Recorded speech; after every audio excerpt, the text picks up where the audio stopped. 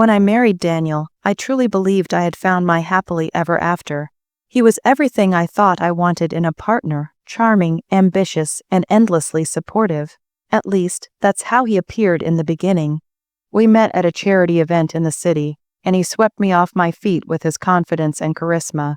My friends used to tease me, saying I was blinded by love, but back then, I couldn't see the cracks beneath the surface. Daniel came from a modest background, and I came from a wealthy family. I never thought it mattered. To me, love was love, and I was willing to share everything I had. For the first few years, everything seemed perfect.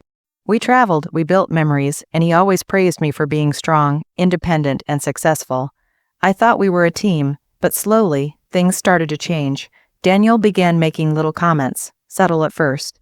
"You're lucky you were born into wealth," he'd say with a smirk, or "if it weren't for your money, you'd just be another ordinary woman." I brushed it off, thinking maybe he was joking, but those comments became more frequent, more bitter. He resented my success, my family's fortune, and the lifestyle we lived. And the worst part, he started demanding more control over our finances. At first, I trusted him. Why wouldn't I? He was my husband.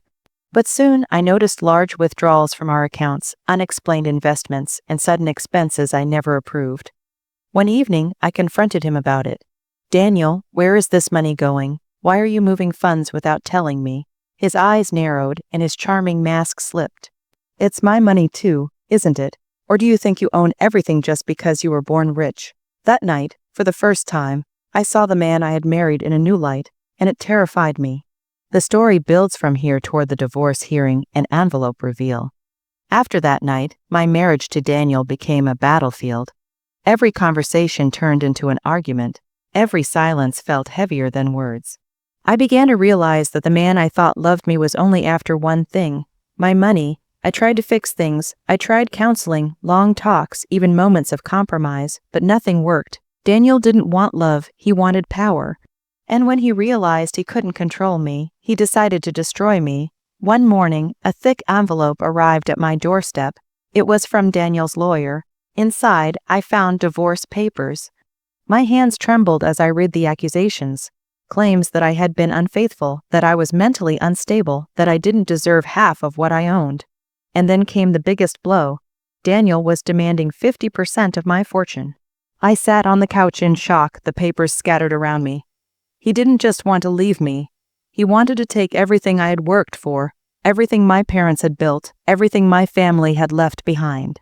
Tears welled in my eyes, but as I wiped them away, anger began to replace sorrow. I wasn't going to let him win. I immediately called my lawyer, Mr. Graham, a seasoned professional who had seen countless messy divorces. After reading the papers, he looked at me and said calmly, "Don't worry. We're going to fight this, but I need to ask you something. Do you have any proof of what Daniel has been doing with your money?" That's when I remembered the folder. For months, I had been quietly collecting evidence. Bank statements, secret transactions, copies of emails where Daniel bragged to his friends about using my money to fund his personal lifestyle. I had kept it all in a plain white envelope. I handed it to Mr. Graham. His eyes widened as he flipped through the documents. "This," he said with a smile, "is more than enough." The courtroom showed, and the day of the hearing arrived. My heart raced as I walked into the courtroom, dressed in a simple black suit, my head held high. Daniel sat across from me, smug and confident, as if he had already won. His lawyer, a sharp-looking man with slicked back hair, whispered something to him, and Daniel chuckled. I could almost hear his thoughts. "She's going to lose everything today." The judge entered and the trial began. Daniel's lawyer stood first, painting me as a spoiled, careless woman who depended entirely on her family's money. He claimed Daniel had supported me, loved me, and deserved half of everything I owned.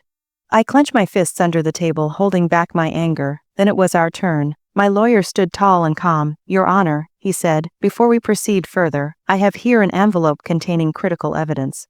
He placed the white envelope on the judge's desk.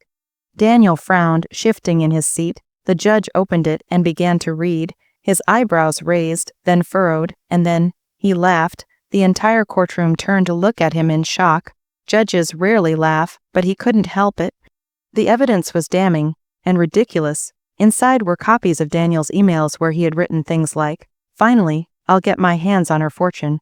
She's too naive to notice. Once I have half her money, I'll live like a king and leave her in the dust. Her wealth is my ticket out of mediocrity." There were also bank statements showing how he had secretly spent thousands on luxury cars, gambling, and even vacations with another woman. The judge shook his head and looked directly at Daniel. "Mr. Daniel, you not only betrayed your wife's trust, but you also left behind a trail of your own arrogance. This is one of the most absurd attempts at manipulation I've ever seen in this courtroom." Daniel's face turned pale. The smug smile vanished, replaced by panic.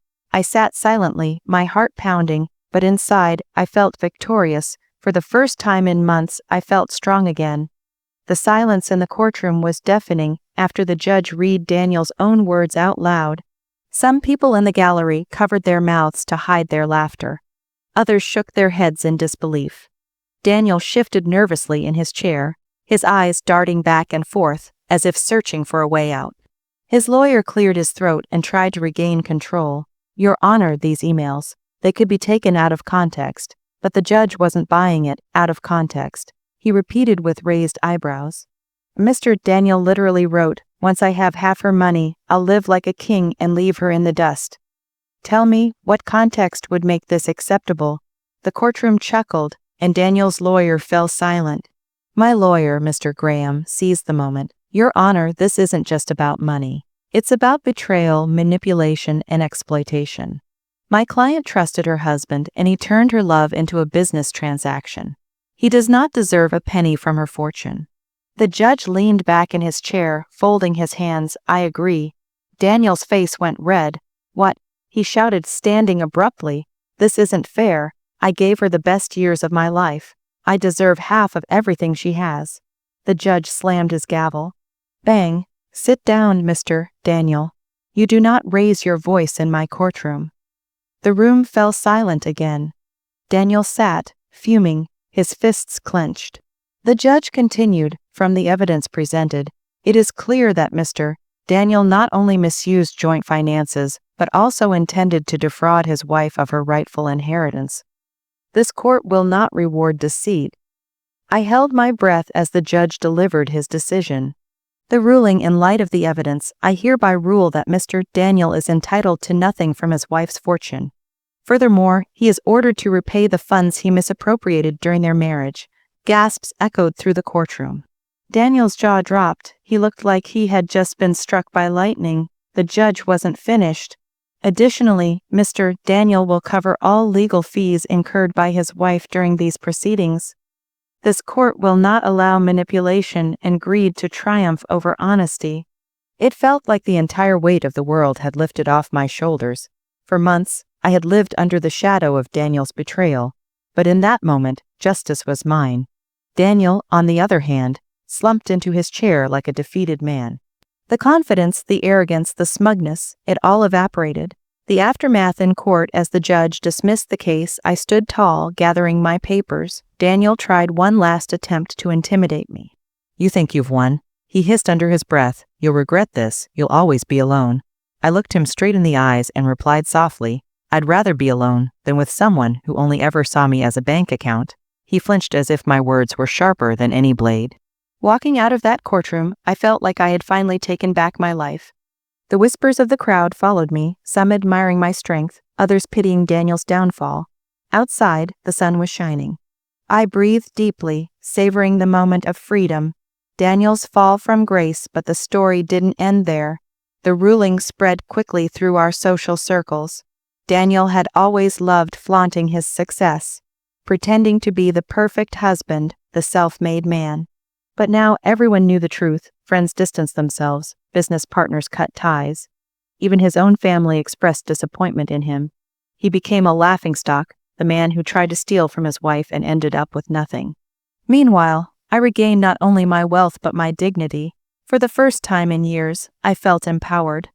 Walking out of the courthouse that day, I felt lighter than I had in years. The sky seemed brighter, the air fresher. For the first time since my marriage began, I wasn't carrying the weight of Daniel's manipulation on my shoulders. But even though justice had been served, the pain of betrayal lingered. Nights were still lonely, and the memories of our happier days haunted me. I kept asking myself, how could I have been so blind? The truth is, love can sometimes cover our eyes. We choose to see the good, ignoring the red flags waving right in front of us. But that's not weakness. It's proof that we are human, that we love deeply. I promised myself one thing. Daniel might have wasted years of my life, but he would not waste my future. Rebuilding myself the weeks that followed were difficult, but also liberating. I focused on myself, my career, my passions, and the people who truly cared about me. I renovated my home, throwing out the expensive furniture Daniel had insisted on buying with my money. I replaced it with things that reflected me: warm colors, family photographs, little reminders of who I was before the storm of betrayal. I also started volunteering at the same charity event where I had first met Daniel years ago. Only this time, I wasn't there looking for love or validation. I was there to give back, to use my resources to help others. Slowly, my heart healed. Daniel's true downfall while I was rebuilding. Daniel's life was falling apart. Word of the courtroom humiliation spread beyond just our circle. His arrogance, his betrayal, his greed, it all came crashing down on him. The luxury car dealership he had invested in closed after his financial partners pulled out. The woman he had been secretly seeing left him the moment his money dried up. And the final blow: he was forced to sell his own apartment to pay back what he had stolen from me, as ordered by the judge. Daniel, the man who thought he could rise on the wings of my fortune, had crashed harder than he ever imagined. The final encounter months later, I ran into him by accident at a small cafe downtown. He looked nothing like the man I had once married. His suit was worn, his hair unkempt, his eyes tired. He froze when he saw me. For a moment, he tried to flash the same charming smile he once used to win me over, but it didn't work anymore. I've been meaning to call you," he stammered. "Maybe we can start fresh. I've changed." I sipped my coffee calmly, my heart steady. "Daniel," I said firmly, "the only thing that's changed is that I finally see you for who you really are." He lowered his head, ashamed. I stood, left money for my coffee on the table, and walked away without looking back. That was the last time I ever saw him. The lesson: my story isn't just about betrayal and revenge. It's about rediscovering myself after being broken. It's about realizing that wealth doesn't just mean money. It means self-respect, dignity, and peace of mind. Daniel thought he could steal half my fortune, but in the end, he lost everything, while I gained something far more valuable: freedom. To anyone listening, remember this: never let anyone treat your kindness as weakness. Protect yourself, trust your instincts, and know your worth. Because in the end, revenge isn't always about destroying the other person. It's about rebuilding yourself so completely that their absence feels like a blessing. Closing lines for video: my husband tried to steal half my fortune, but the judge laughed at him when I gave an envelope. He walked away with nothing, and I walked away with everything that mattered: my life, my peace, my freedom.